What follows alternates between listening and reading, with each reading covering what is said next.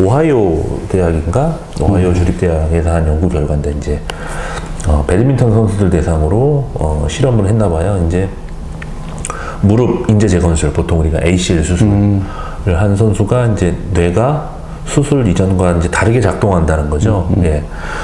그러니까, 수술한 선수는 이를테면 아까 말씀하신 것처럼 이렇게 그 신경계가 계속 인풋 아웃풋을, 그러면 정상적인 무릎에서 오던 인풋이 있는데 이제 그게 끊긴 거죠. 네, 네. 예, 끊겨서 이제 거기서 이제 인풋이 없고, 그리고 사람이 되게 아무래도 여러 감각기관을 통해서 뇌에 신호가 들어오지만 어쨌든 눈이 한 80% 된다고 하잖아요. 네. 그래서 그 요새 이제 야구 트레이닝에서도 많이 쓰는 스트로브 글라스를 끼게 해서 이제 여러 가지 운동들을 시키는 경우가 이제 좀 더 재활을 촉진했다.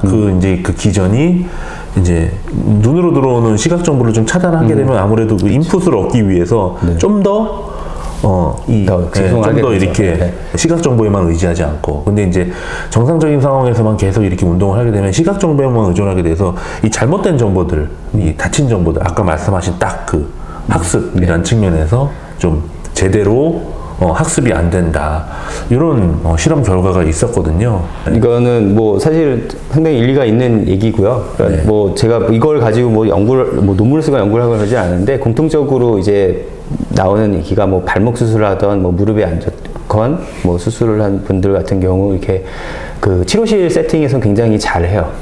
그 이유가 그 이제 모든 그 상황이 통제되어 있거든요.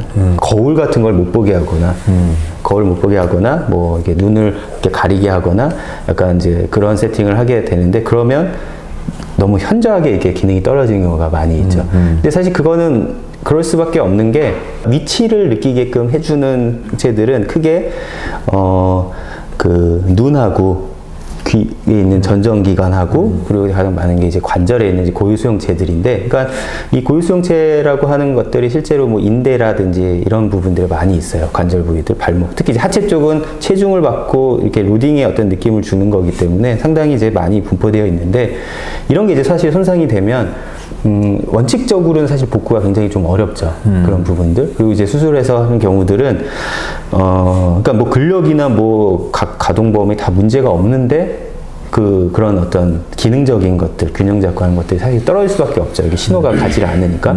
그래서 무릎을 이제 다치고 나서, 뭐 수술하고 나서, 못 뛰는 분들이 그렇게 많아요. 아프지도 않고 그러는데 뛸 수가 없는 분들이 많아요. 그게 이제 두려움도 있고, 이제 가장 큰 거는 이 뇌가 까먹은 거죠. 어떤 식으로 움직여야 되는지.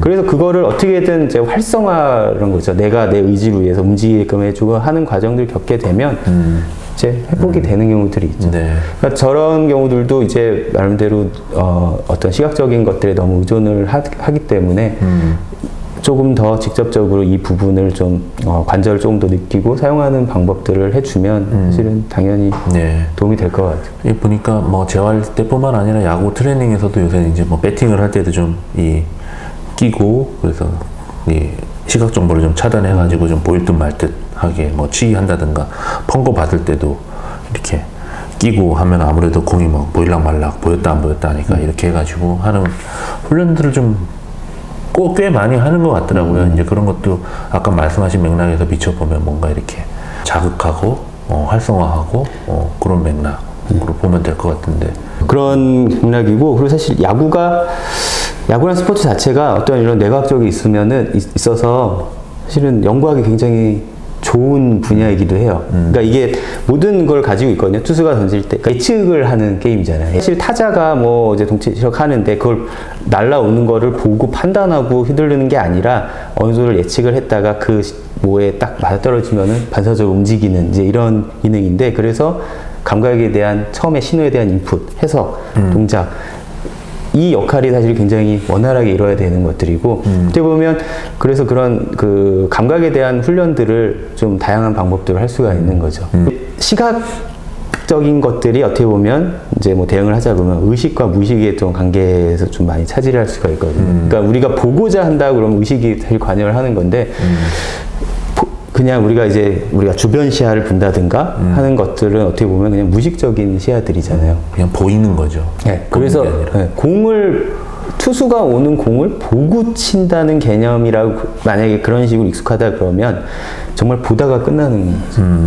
어떻게 보면 그래서 어떤 분들은 공을 보고 치는 게 아니라 그 공에 대한 기억을 보고 친다는 네, 네. 표현을 하거든요. 네. 예. 그동안 수없이 봐왔던 네. 그 공, 이 공, 이 릴리스 포인트에 이렇게 떨어지는 공은 이 공이 내 앞에서는 이렇게 지나가겠지 하는 것들이 이제 계속 어릴 때부터 학습이 돼서 예, 치는 거지. 실제 공 끝까지 보면 삼진이죠. 그리고 뭐 골프에서도 많이 얘기를 하는 거지만 심상화라는 얘기를 많이 하잖아요. 뭐 차고 들어가기 전에 뭘 그리고 근데 그게 뇌의 작동 원리랑 거의 같은 거죠. 그러니까 내가 어떤 일이 벌어질 거를 알고 나면은 이제 뇌에서 어떤 신호가 내려가야 하겠죠. 근데 신호가 이게 진짜로 뭐 근육 움직이고 이런 게 아니라 이 안에서 일단은 그 똑같은 신호가 되고 그러면 이런 명령이 내려가지겠구나라는 거를 이미 감안을 하고 몸이 미리 반응을 하고 있는 거죠. 작년에 뭐 휴스턴 뭐 이런 얘기가 있었잖아요. 뭐 네. 사인 훔치기. 사실 좀 보고 사실 사인을 알고 있으면 사실은 이게 너무 뭐 그런 것도 뭐 무조건 다 그런 건 아니지만 사실 그런 이런 특징상 사실은 너무 유리하지 않을까 싶은 네. 것 같아요. 예, 어떻게 해서든지 그 순간에 의식적인 활동을 배제하고 최고로 훈련된 무의식이 그냥 그 상황을 소화해야 되는데 사실은 그 의식이 개입할 여지를 그냥 싹 제거해주고 네. 정말 온전하게 자기 플레이를 펼칠 가능성이 높아지는 거니까 네. 이건 뭐 어마어마한 일이죠. 머리 한 구석에 있는 그 고민만 덜어줘도 이게 페스트볼인지 슬라이더인지 이걸 이 고민만 덜어줘도 뭐 예. 뭐 그런 글들이 많더라고요. 이거 뭐 안다고 치냐, 사인한다고 치냐, 이게 뭐 그렇게 하는데, 저는 이제 처음에 왔을 때, 이거는 너무 큰 치팅이다. 그렇죠. 뭐, 이제 그렇게 생각했습니다. 약물보다 더 큰, 그거라고 얘기하기도 해요. 맞아요. 약물은 솔직히 뭐, 절대 정당할 수는 없는데, 네. 약물만 했다고 그래서 이런 프로세스가 다 되지는 않거든요. 그러니까 그 구조가 좋아지는 거죠. 같은 구조가. 그렇죠. 어떻게 보면 약물은 어떤 신체적인 그 측면에서 혜택이라 그러면 이거는 정말 신경학적 관점에서 엄청난 이익을 주는 그렇죠. 것. 많은 프로세스를 다 없애주고 이미 다 몸에 대한 반응 준비를 다 맞춰 놓고 뭐 마음속에서는 이미 홈런이죠. 어떻게 보면 최적의 아까 말씀하신 표현 그대로 쓴다 그러면 최적의 옵티마이징 된 신호를 어떤 인풋이나 해석 없이 정말 내려줄 수 있는 거니까 정말 나쁜 놈들. 그래서 뭐 이게 비슷한 것 같아요. 그렇게 그 뭐 다른 스포츠들도 뭐 이렇게 약간 뭐 멘탈이 다 중요하기는 맞는데 이런 텀이 많이 있고 그리고 이제 좀 예측이라든가 이런 것들이 좀 많은 스포츠들이 멘탈 스포츠다라고 많이 얘기를 하는 게 그 멘탈이 뭐 그냥 뭐 꼭 강인한 의지력 이런 것들이 아니라 이런 그 뇌에 대한 프로세스를 알고 있는 것들이 되게 중요한 것 같아요. 그러니까 이런 식으로 작동을 하니까 나는 여기서 여기까지는 어떤 의식적인 노력을 하고 여기서는 이루어지게 하고 이걸 분리시키고 그리고 그 우리 몸이 그러니까 뇌가 이런 식으로 작동이 된다 그러면 제가 볼 때는 가장 아주 또 좋은 것들 하나가 그러니까 일종의 예측 기계잖아요. 그러니까 이게 그 예측 기계 자체가 좀 오류가 있을 수가 있거든요. 그러니까 그게 오류가 있는 것들이 대부분 감정적인 어떤 신호가 너무 강할 때, 너무 흥분하고 아니면 분노하고 그러면 아니면 몸 상태가 좋지 않을 때 아니면 알고 있으면 그거를 내가 또 인지를 할 수가 있는 거죠. 그래서 그걸 가지고 많이 어떻게 보면은 그걸 명상에서는 뭐 알아차림 뭐 이런 식으로 표현할 수도 있고 뭐 이걸 메타인지라고도 뭐 표현할 수 있는데 내 상태에 대해 하고 그러면 뭔가 이걸 굉장히 좀 심리적이고 어떻게 보면 이게 약간 사이비적인 뭐 이런 뭐 뜬구름 잡고 이런 식으로 또 생각하는 경우들도 있는데 이게 지금 이렇게 이거를 사실 뇌신경학적인 부분 보면은 굉장히 좀 근거가 있는 것들이죠. 그래도 옛날보다는 그래도 많이 좋아진 게 이제 얼음물 깨고 들어가고 그런 걸 안 하는 편이라.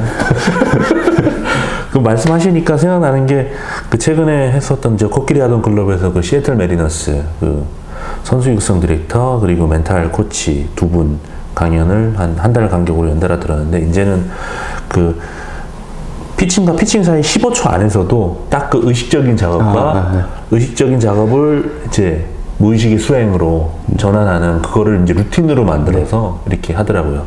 투수든 타자든 공 하나가 딱 던지거나 뭐 공을 뭐 쳤든 못 쳤든 파울을 쳤든 일단 학습할 수 있는 거 최대한 빠른 시간 안에 최대한 빠른 시간 안에 이 공을 던지니까 타자가 이렇게 반응하는구나. 투수공이 이렇게 들어오네.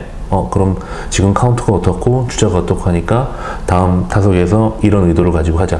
딱 여기서 의식적인 작업은 끝. 그리고 이거는 최대한 빠르게 여기서 질질 끌지 말고 그리고 말씀하신 것처럼 감정적인 측면 이거 쳤어야 되는데 라든가 내가 여기서 왜 이 공을 던져가지고 뭐 등등등등이 이제 막 감정을 일으키게 하는 것들은 이제 자제시키는 나름대로의 루틴을 또 수행하고 하면서 하여튼 준비된 자세에서는 이제 그 의식적인 작업이 끝내서 무의식적인 일단 수행만 가능하도록 하는 뭐 다짐 결심 이런 것도 다 필요 없고 그러니까 뭐 심호흡을 한다든가 아니면 어떤 행동적인 루틴 뭐 타자들 같은 경우는 뱃을 쳐다본다든지 아니면은 배터박스를 뭐 발을 쓴다든지 유현진 선수도 보면은 딱 고정된 루틴이 있거든요. 공 던지고 공 잡고 뒤로 몇 걸음 와서 바닥 몇 번 쓸고 사인 보고 그러니까 유현진 선수 같은 경우는 딱 공 던지자마자 딱 공 받고 오는 그 사이에 이제 의식적인 작업을 끝내는 것 같아요.